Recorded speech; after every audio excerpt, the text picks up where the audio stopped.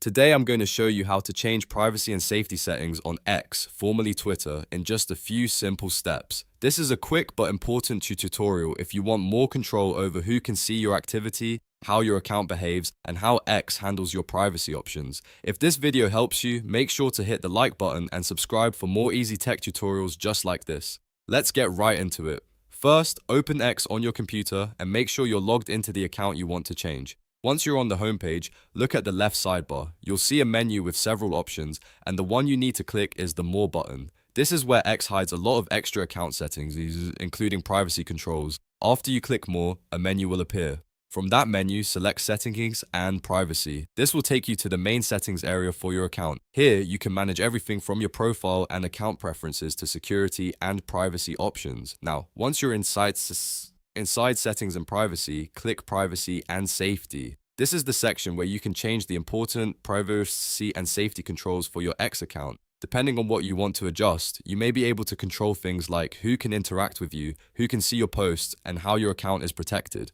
Take your time here and review the available options carefully. If your goal is to make your account more private, this is the place to do it. If you want to reduce unwanted interactions or make your profile more secure, the privacy and safety section gives you the tools to do that. And that's really all there is to it. Click More, choose Settings and Privacy, and then open Privacy and Safety to manage your account settings. It's a simple process, but it can make a big difference in how comfortable and secure you feel using SIF. If this video helped, please give it a like, subscribe to the channel, and turn on notifications so you never miss another quick tutorial. Thanks for watching, and I'll see you in the next one.